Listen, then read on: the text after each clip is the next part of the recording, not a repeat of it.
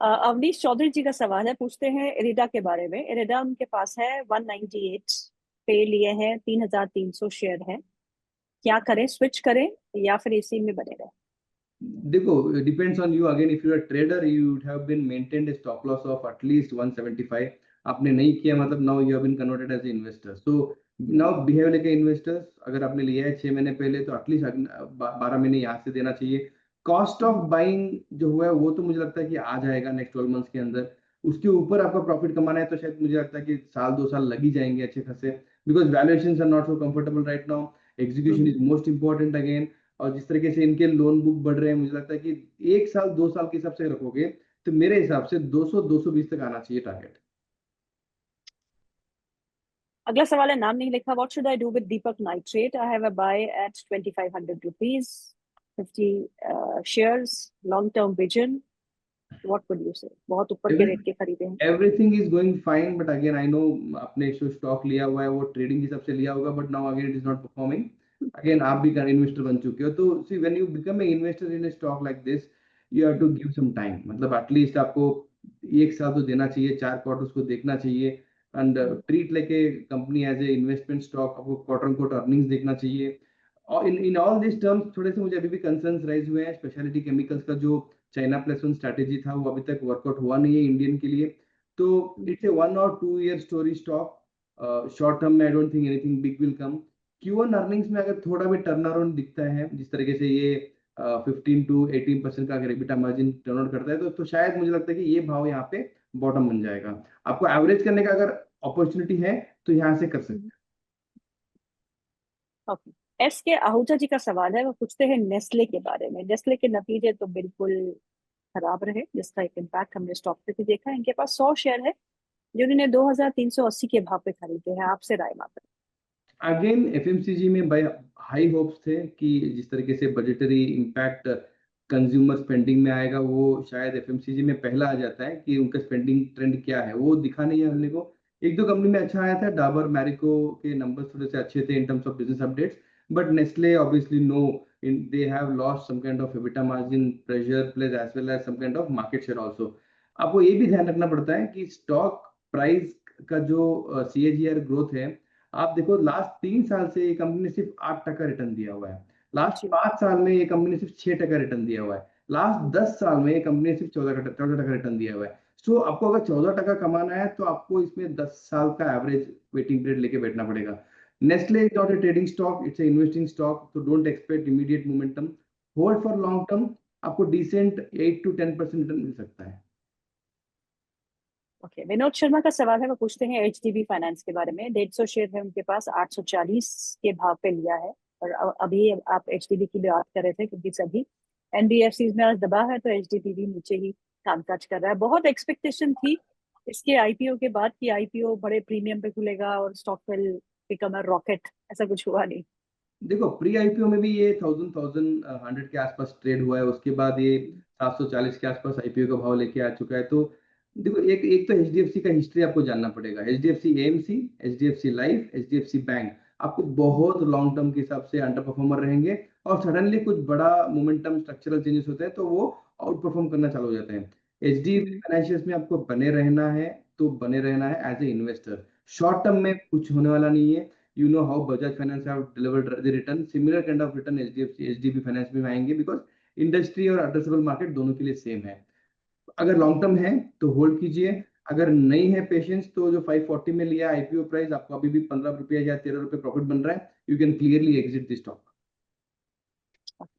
मनोज भाई कपाड़िया जी का सवाल है फोर्स मोटर्स पे। कल नतीजों के बाद फोर्स मोटर्स ने क्या दौड़ लगाई है, टॉप गियर में ये स्टॉक जो है वो चला है। इन्होंने 10 स्टॉक लिए हैं 16,578 के लेवल्स पे, 16,578 के भाव पे। आपसे जानना चाहते हैं क्या करना चाहिए। देखो अभी भी आपको अपॉर्चुनिटी है, you are earning at least 1500 to 2000 rupees as a profit, तो मुझे लगता है कि वहां पे एक बार बुकिंग करना ही चाहिए। वैल्यूएशन वाइज थोड़ा सा एक्सपेंसिव हो चुका है। जो वन टाइम रैली आया था उसका रीजन यही है कि जो उनके एक या दो मॉडल जो है, फोर्स हम्म। अर्बानिया उनके एक मॉडल है जहाँ पे उनके हाईएस्ट सेल हुए हैं। मैंने बॉम्बे में, दिल्ली में या गुजरात में, अहमदाबाद में देखा हुआ है। जो भी टूरिस्ट है मुझे लगता है कि everybody wants to go in Albania as a traveller. मुझे लगता है कि वो उसका लुक हो, फीलिंग हो, कंफर्ट हो, which is very good. I have experienced it in experience live में किया हुआ है। तो मुझे लगता है कि वो एक चीज टर्न आउट हुआ था और वो प्राइस एक्शन में आ चुका है। अब देखो ना, अप्रैल में द स्टॉक वाज 7500 के आसपास, आज जी। ये 28,000 के आसपास। तो ये जो रैली है is not justified with the earnings what they are given. Obviously numbers were really good, but जिस तरीके से प्राइस एक्शन हुआ है अर्निंग्स में, वो एक्शन मैं देख नहीं पा रहा हूँ। तो है तो बुक कर लो प्रॉफिट। अगर लॉन्ग टर्म होल्ड करना है तो रख सकते हो। मुझे अभी भी ये लगता है 22,000 23,000 आना चाहिए, but again long term means 12 months 24 months. Okay, कल बहुत अच्छा एक रन इस स्टॉक में देखने को मिला था पोस्ट द अर्निंग्स। वैभव शर्मा जी आपसे सवाल पूछ रहे हैं, यूके एफडीए ट्रेड डील से क्या अरविंद फैशन को फायदा होगा? मेरे पास अरविंद फैशन है, 513 के भाव पे खरीदा है। रिजल्ट मंडे को आने वाला है, आप क्या सजेस्ट करेंगे? देखो, यस हो सकता है, but again it's just sign recently. उसको कितना हम्म, ऑप्टिमिस्टिकली ये कंपनी यूटिलाइज करेगा, एक्सपोर्ट कितने बढ़ेंगे, और बाकी कंपटीशन में जो कंपनी है, वेल्सपन हो, ट्रेंट हो, similar kind of textile companies के अंदर जो कंपनियां हैं, वो कितना अग्रेसिवली कॉम्पिटिटिव प्रेशर में उसको एक्सपोर्ट अपॉर्चुनिटी को ट्रैप करेंगे, वो क्वेश्चन है। बट जी। Yes, trend is very positive, the news is very positive, और टेक्सटाइल के लिए ये जरूरत थी और वो अभी इंडिया को मिल चुका है। तो ओवरऑल वेरी पॉजिटिव हूँ, but again Birla group of company में मैं थोड़ा सा कंसर्न रेस करता हूँ, because while it is ROI, मुझे लगता है नहीं कोई अच्छा कंपनी ने, किसी ने अच्छा आरओआई बना के दिया आज तक। तो personally I am negative on the Birla group as a company. Bharat Jain का सवाल है, जोमेटो पे पूछते हैं। 1000 शेयर्स है उनके पास, जो जोमेटो के है, जो इटर्नल अब जैसे कहते हैं, 265 के भाव पे। प्रॉफिट बुक करके निकल जाऊं सर, कि अभी बना रहा?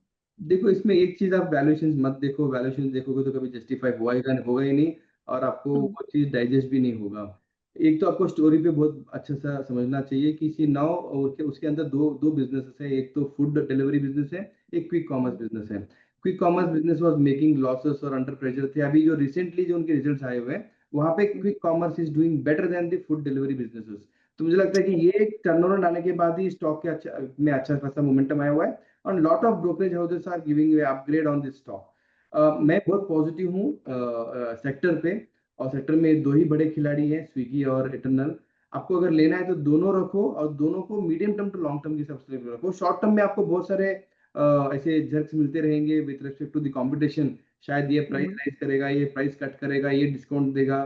तो I think hmm, short term में वॉलेटिलिटी रहेगी।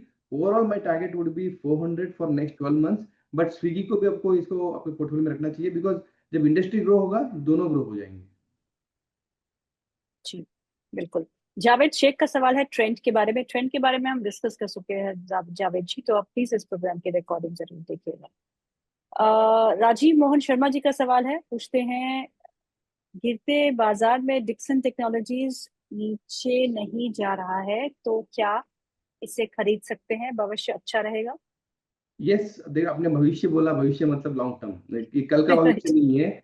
तो अगर आपको लॉन्ग टर्म के हिसाब से लेना है तो डिक्सन एवरी डिप पे बाय करना चाहिए। रिसेंटली दो तीन बार अच्छे अच्छे अपॉर्चुनिटीज मिले थे।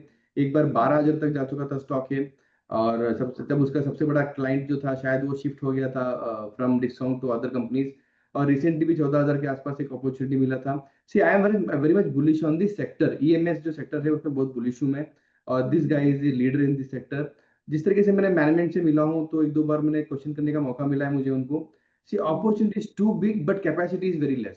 सो दे से कि मैं कितना अपॉर्चुनिटी ले सकता हूँ, मेरी कैपेसिटी उतनी बढ़ जाएगी। And there lot of Chinese companies जो यूएस के लिए सर्व करते हैं, they want to be in India and manufacture from India and serve to the whole world. So वो अपॉर्चुनिटी मुझे लगता है अगले 3-4 साल में बहुत अच्छा आने वाला है। डिक्सॉन हो, अंबर हो, या ई पैक ड्यूरेबल्स हो, तो I think all this three EMS segment के स्टॉक्स हैं वहां पे, very positive, but by more on dips. अभी आप लेते हो तो शायद अगर 1,000 शेयर लेना है तो 100 शेयर लेके छोड़ दो, एवरी डिप पे फिर ओके। 100 ऐड करते जाना चाहिए। अभिषेक झा जी का सवाल है, पूछते हैं, should I bye silver ETF at current price? देखो, सिल्वर एज ए सेक्टर में ट्रैक नहीं करता हूँ, बट जितना मैंने पढ़ा हुआ है वहां पे ये बोला जाता है कि silver is A next oil. मतलब जिस तरीके से ऑयल एज ए रिक्वायरमेंट हो चुका है हर कंट्री के लिए, silver has been required for all the industries. आप मोबाइल्स देखो, आप स्मार्ट वॉच देखो, लैपटॉप देखो, कहीं ना कहीं तो अभी बोलते हैं अल्यूमिनियम को शायद ये सिल्वर रिप्लेस कर देगा फॉर बेटर एफिशिएंसी। अगर ये डिमांड सही है, आगे यही डिमांड चलते रहेगा, नो अल्टरनेटिव फॉर सिल्वर, तो आई थिंक सिल्वर यहाँ से साल 2 साल में 50% ऊपर भी जा सकते हैं। तो अगर वो कंसिडर करते हो then ETF is the best way to no participate in any kind of no directly उतना रिस्क नहीं है, बिकॉज रिस्क बहुत कम हो जाता है and the fund manager plays the game in that. So overall very positive ETF as a product. Silver आपको bullish होना चाहिए again long term. Akhilesh Yadav ji का सवाल है दो स्टॉक्स पे, एक है जुपिटर वैगन और दूसरा उन्होंने खरीदा है 340 पे, और जमुना ऑटो एट 92 रुपीज 58 पैसा। दोनों ही स्टॉक्स पे आपका नजरिया? Jupiter wagon again focus towards railway. I think execution is the biggest point जो मैंने देखा है वो मिसिंग है। मार्च नंबर्स में भी देखा है मैंने और दिसंबर नंबर्स में भी देखा है, there is no improvement in terms of EBITDA margins. Top line भी ऑलमोस्ट 1000 करोड़ के आसपास ही चल रहा है, तो ग्रोथ विजिबिलिटी और अर्निंग विजिबिलिटी नहीं है। That is why the stock is been underperforming. देखो अगेन साल भर के व्यू के हिसाब से लगना है तो यहाँ से आपको थोड़ा अकोमोडेट करना चाहिए। Best again level would be near to 300, not at this point of time.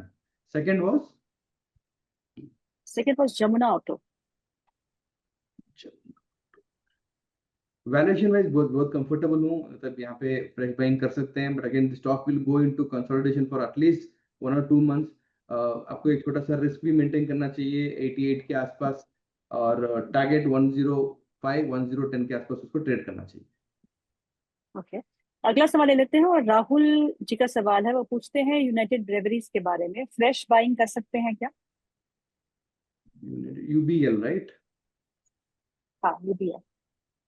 देखो वैल्यूएशन वाइज तो नहीं, again I need to wait and watch for a good correction. मुझे लगता है कि 2000 के नीचे या 1950 के आसपास आता है तो वहां पे थोड़ा सा फ्रेश बाइंग कर सकते हो, बट ठीक ठाक ही है। Fundamental decent company, growth expected है ही है, and I believe it is into beer. तो महाराष्ट्र में रिसेंटली जो रेगुलेशंस आए थे वो बियर को बाजू रखा था, बाकी जो में प्राइस हाइक बहुत हो चुका है। तो मुझे लगता है जी। कि आगे जाके Q1 नंबर्स हो, Q2 नंबर्स हो, वहाँ पे volume growth can be expected, and जून में मैं नंबर्स देख रहा हूँ, EBITDA margins have grown from 8% to 11%। सो अगर ये 11% स्टेबल रहा तो stock will do really good. तो बट डिसेंट अर्निंग्स आएंगे, और रिटर्न ऑन रेशियो भी मुझे देखोगे तो 15-20% can be expected for next 12 months। Okay, आखिरी सवाल ले लेते हैं, और ये सवाल है मोहित दुबे का जियो फाइनेंस पे। उनके पास 1148 शेयर है, तो उन्होंने 310 के भाव पे लिया। Holding from 2023, what should I do? आपका कॉस्ट ऑफ बाइंग ऑलमोस्ट आज भी वही सेम है, बट राइट। आप अगर उतने बुलिश होते और शायद अपने ये शो पे आके अगर सेम क्वेश्चन 6 महीने पहले पूछते तो आपको एडवांटेज मिल जाता, बिकॉज 210 या 215 के आसपास जब आया था it was almost 1:1 price to book valuation के आसपास मिल रहा था। It was a great opportunity to buy और एवरेज द स्टॉक अगेन।